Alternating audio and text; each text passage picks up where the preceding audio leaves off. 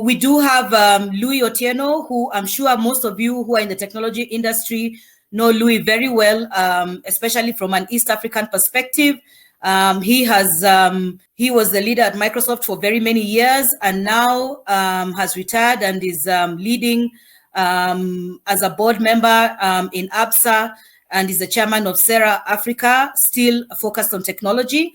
And then we do have Landre Onasonya. Landre is an ex-Microsoft guy. He's the CEO of HC Bonham and actually does a lot of leadership training, especially in conjunction with technology, because he believes technology is what will open Africa to the next frontier. So to kick us off, I will start with Louis. Louis will do his presentation for 10 to 15 minutes, and then Landre will take over with his presentation for another 10 to 15 minutes. As usual, ladies and gentlemen, post your questions in the Q&A window. We will take your questions after the presentation. Feel free to share with us feedback if you can't hear anything, if the slides are not moving, and I look forward to an interactive session. Remember, it's only for 1 hour, and we hope to finish in exactly an hour. Let's keep the questions focused on leadership in this time of crisis. Thank you very much. Louis, you can take over now. Thank you, Laura. Good afternoon or good morning or good evening, wherever you are. I hope I'm visible. Looking at my own self on the screen here, I see half of me. I'm not sure if that's how it comes across on the other side, but I'll assume that you see at least part of me. So I'll take a few minutes just giving my thoughts around this topic, which is leading in times of crisis. So I begin by stating that every organization has shortcomings, just like individuals, and even if you're successful. A good leader is aware of those areas of improvement. A good leader is also a person who has the foresight to anticipate the long-term risks and consequences of not addressing these weaknesses.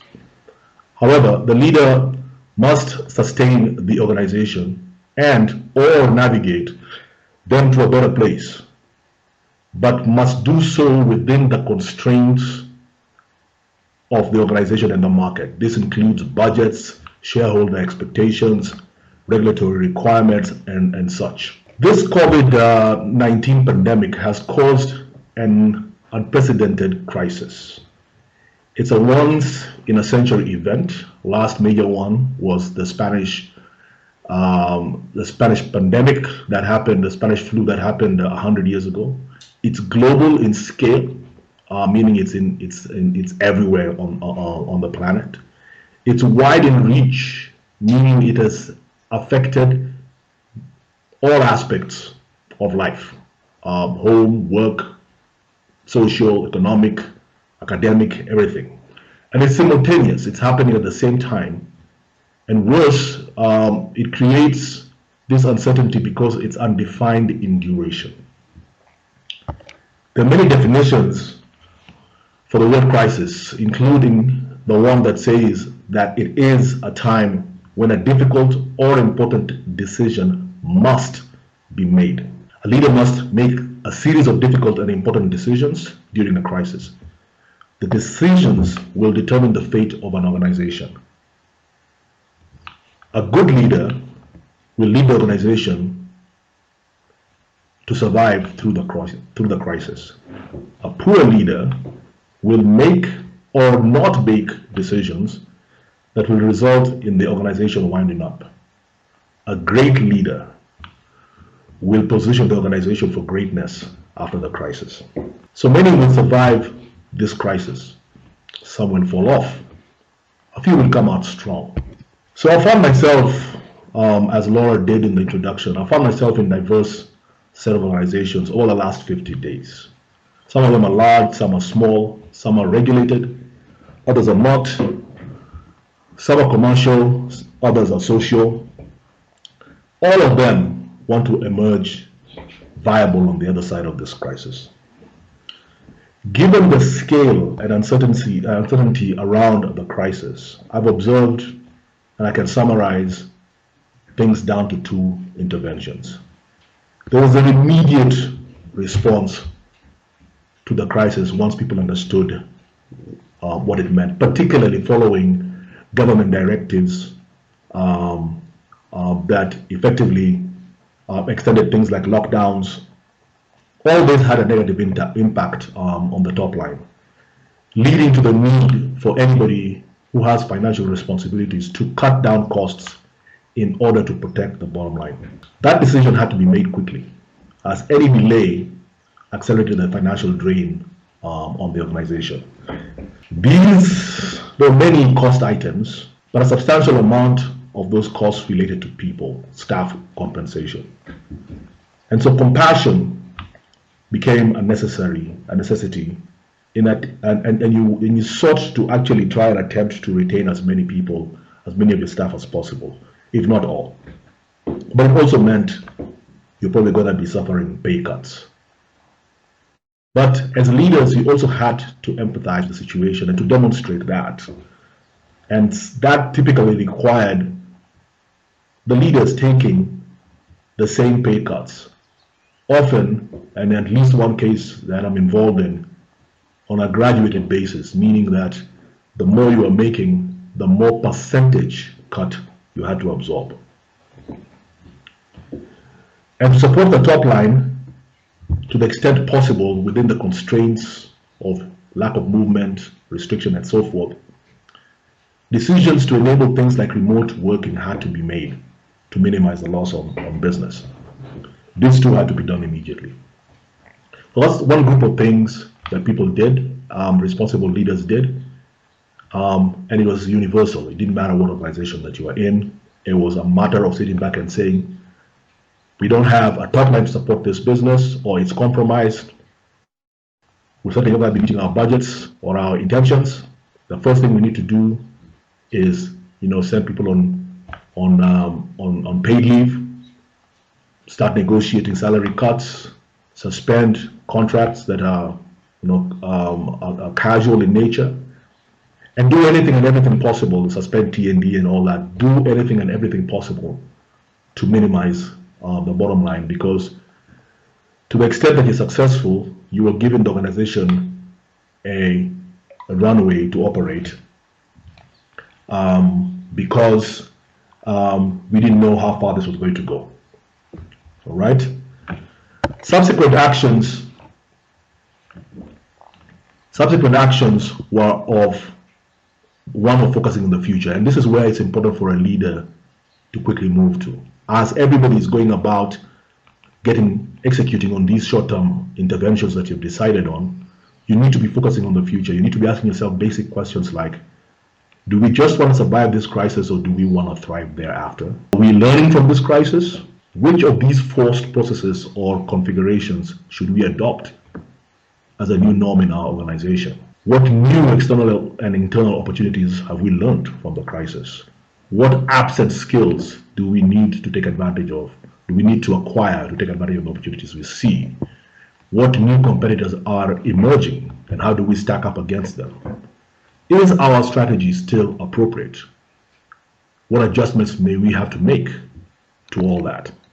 So from the foregoing, I would say that the kind of traits that are required of a leader in the time of crisis include things like awareness, simply being aware of what's going on, having the foresight to think about the future, being decisive, having a little compassion and empathy with regard to people because it touches on people, having focus because there'll be a lot of distraction, a lot of information, a lot of noise, being strategic, being aware of what does this do to your overall strategy, being able to learn, finding in a time where there's a lot of information coming your way, you need to have some reliable sources of information that give you what you need to do or what you need to know so that you can make some of your decisions as quickly as possible.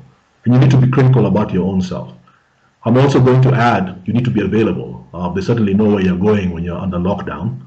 And so the excuses that I'm busy going here or there is not there. But availability is also, it basically means you need to give a little more time, because in my case, I find myself, like I said, in many organizations, all of them have expectations of me to contribute towards some of the decisions that are being made for them. So to a leader, a crisis is a gift. It loosens up or even suspends some of the usual constraints imposed on the leader's desire or wish to lead forward. Budgets are suspended, so are other plans. Regulators provide temporary relief to support government policy and directives. New and often innovative processes are necessary to sustain the organization. But a crisis also amplifies an organization's strengths and weaknesses. A crisis accelerates the organization's trajectory towards success or failure, depending on timely decision making. So the leader who perceives a crisis as a gift will be a good, or even better, a great leader. The other who does not is destined to sink the ship. Many of us on this call have been active crusaders for the digital transformation cause. We're doing that with the luxury of time and circumstance.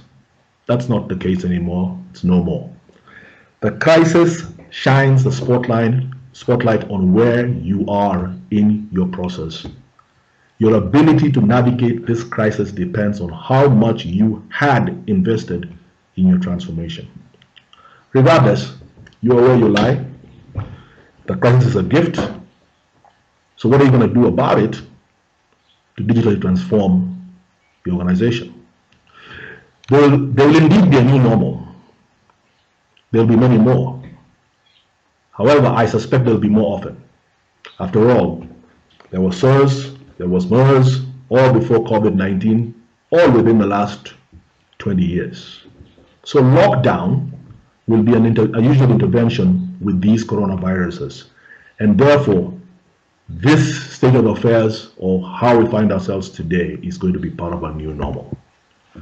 So I'll stop at that stage, and I know that Landry will take a slightly different angle. He'll talk about you and you in particular, and how you should lead under the circumstances. So at that point, I'll stop. Thank you. Landry, I don't think I need to introduce you, but I'm pleased that you're here.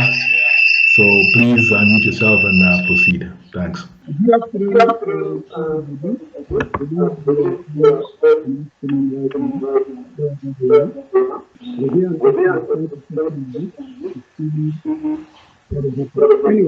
Anyway, thank you for sharing what you said.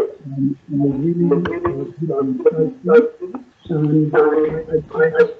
in talking about leadership in this kind of strike, it's more combination. And like you said, talking about crisis and leadership at this time, there have been, many examples, and indeed many crises that you find that as a leader you have experienced, you have been in, and for each one of them you have done something. So Louis has talked about this from a global perspective, a policy perspective, but for me, I want to focus on you. So I have a few polls that I will ask that you please, if you're on this call, just to get a sense of who is on the call, if you can just go to the poll and choose which one just best describes you, which of the classifications best describe you. Okay. I'm seeing the results as it's coming on, so that we sort of had a sense of who's here, who's with us. I'll close the poll in a minute or two, just to know who we're talking to. But like I said, I want to focus on talking to you as a leader, and what would you do, what could you do in this situation? Okay, so that's the first poll. The results are in. I believe that most of the people here, I see CEOs and team managers. We have CEOs and team managers being most of the people here. We have a few individual contributors and, interestingly, a few CIOs. So I have another poll that will come on later. But for now, let's get into it with that sense. So being a CEO, being a manager of a team, there are a few things you need to understand. When there's a crisis creates energy, because crisis affects you in different ways. It affects you emotionally, it affects you psychologically, it affects you economically. But you see that in all of this, it's creating some energy. And the key thing is this, say a crisis is too good to waste. But more importantly is the energy inside of the crisis. And the job of a leader is to channel that energy. You know, energy happens. You a lot of the time cannot really stop energy happening because it's dynamic. But your job as a leader is, how do you channel this energy? In crisis, energy behaves and there are three things that you can do. You can either avoid, which some people choose to do. There can be an explosion, or there could be a management of energy. So energy will happen. Energy is happening in this crisis because the crisis is caused by the pandemic. The pandemic means that it's all over the world. So you cannot avoid it, but you can do something. And that's what we want to focus on. So let's look at the three things that happens to energy in a crisis. The first is avoidance, where the energy is buried. And now when you bury energy, it's like burying mines, you know, explosives. You can bury it like, you know, like a nuclear chemical. It's buried, it's there, but after a while, it starts to seep out. And you know that usually when this happens, it's causing harm. Challenge is you may not even know where it's causing harm because it's seeping out. So that's one option. The other thing that a leader can do in a crisis is detonate it, let it explode. And you know, it's interesting, we've seen the detonation of crisis energy, especially in this pandemic. I mean, in the news, we realized that in the US, what happened? People were buying tissue paper and buying guns. It was interesting. Those were the two things that people rushed to buy.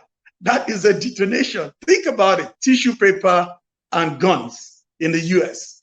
In order also buying food in other places. I don't know what happened in your environment, but I can say that in Nigeria, people were buying food. People were stocking up on food, but we're not stocking up on tissue paper. I think Africans don't stock up on such, right? But we're stocking up on food. Some people were stocking up on the data on their phone to ensure they have internet access. Some people were moving, traveling, you know, trying to get to places. So you could see that detonation. Some people resorted to violence. You know, of course, there was violence in people were fighting to buy tissue paper. Can you just imagine that? So then detonating, you find that this is an explosion and it's not controlled. What we think about as leaders and what we recommend as a leader is you need to manage the energy in a crisis, which requires harnessing it, harnessing your energy, like the wind. You know, harnessing the energy means channeling it, means doing something that is useful and productive with the energy. So I want to do another and say, people already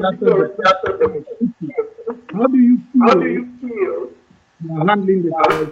And I see that most people say they are harnessing the crisis, which is great. 51%, 81%. Most people say they are harnessing the energy. Great. So that's good. I mean, a few people say they are burying it. And I think more people than a few are saying they are detonating it. They're detonating the energy. So the thing is, each one of these choices you make as a leader has an impact. Whatever choice you make has an impact. But I want to talk about harnessing the energy, this crisis energy we have here. And I'm going to talk about it on three levels, you know, as yourself, for your team, and for the organization. So if you have notes, please let's take notes and let's get practical. Let's be real here. So the first thing is to be aware. Louis talked about this as well. Who are you? Be aware of what you're doing. Are you detonating? Are you burying it? Be aware. So you need to take time to check in with yourself and understand what you're doing. And that's very critical because as a leader, look, you can't give what you don't have. If you don't harness the energy, how are you going to give it? So self-awareness. The second thing is when you check in with yourself, you need to assign meaning to this crisis. What does this crisis mean for you? And that is where you have the power of choice. You can choose that it means, oh, the end of life and all that. But you can choose to make this an opportunity for you to get better as a leader or as an IT person or whatever you do. And when you make that choice, then the next thing is to establish priorities.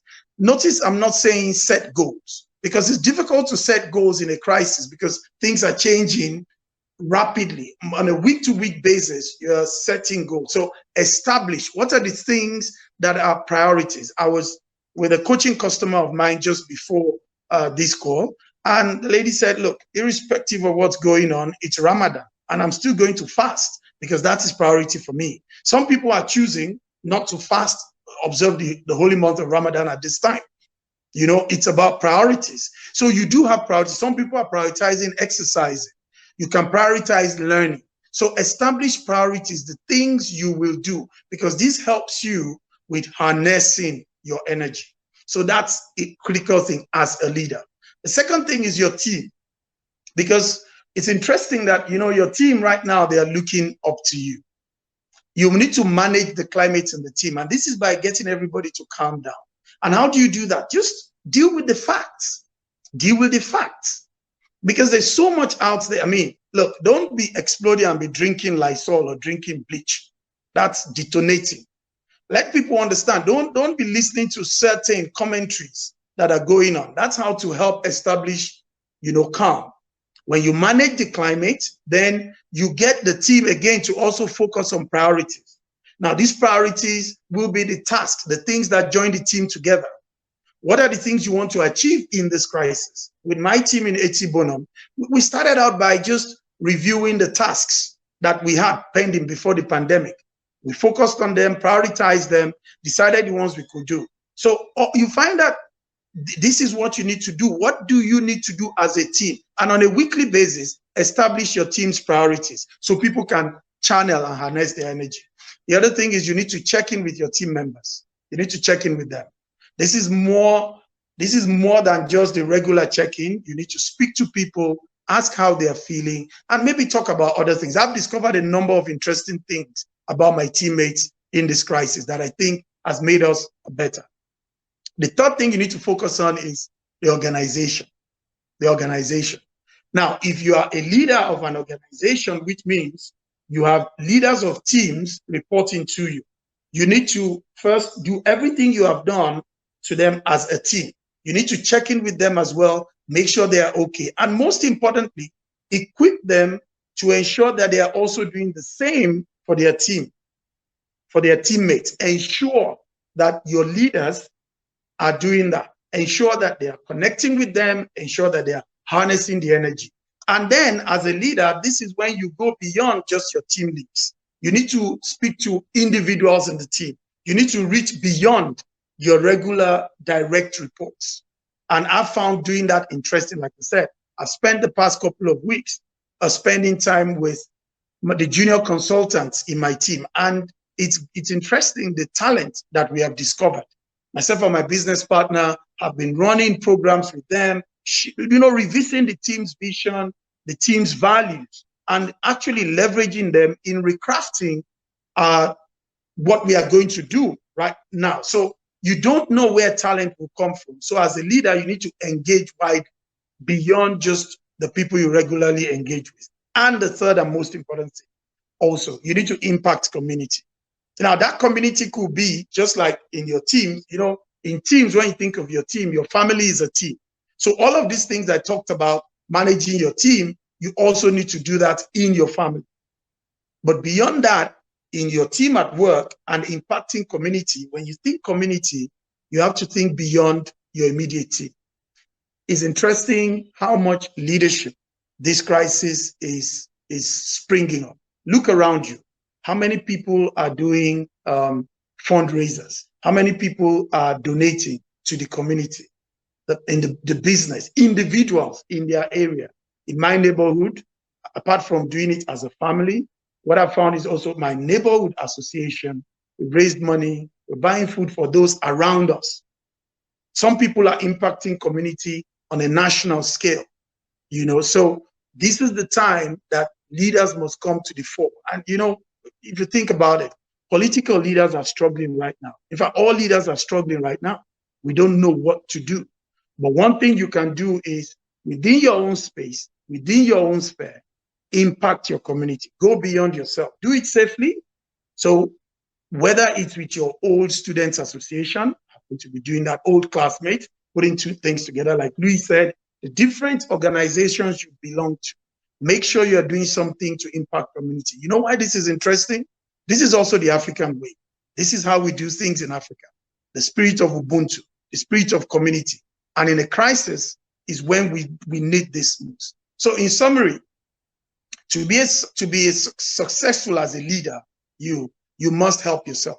Don't forget yourself in these times. As a business coach and as a coach of executives, I've had in the past 4 weeks to work with a number of my coaching clients. And this is one critical thing I find, just helping them to stabilize, helping them to take care of themselves.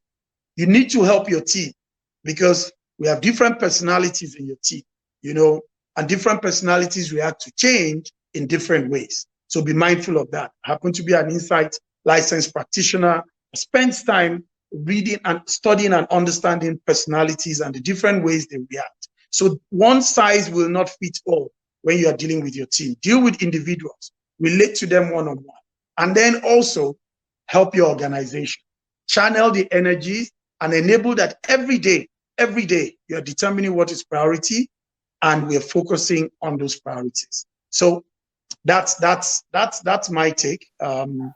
Laura, back to you. Thank you very much, Lanre, for your presentation. No, it's very interesting what the two speakers have addressed today with regards to leadership in the time of crisis. I was in a meeting on Friday morning last week where we were being given tips on how to function right now as a leader. And one of the things that came out very strongly is this story was given about how as a leader, you can't help others if you're not sorted out yourself. So the analogy was given of when you catch a flight, when you're on a plane and you're being given the safety measures and you're told about your air mask. You must put it on before you help others. So you have to make sure you are okay before you can help your team. And then one other thing that was mentioned was that I found very interesting was when you're concluding your meetings, it is important to conclude your meetings on a lighter note. Crack a joke as you recap what you discussed during the meetings, because we may not realize we are going through a difficult time, but this is a very, very difficult time for us as a community as a whole. So it's time for us to go through the Q&As. I don't see any questions in the window unless people have posted questions that have not appeared on my end. But just to let you know, the presentation is sitting in the handouts window. And then we are recording this session and we will be able to share it with you after the session. So please just remember to post your questions. We still have about 25 minutes to go before we conclude here.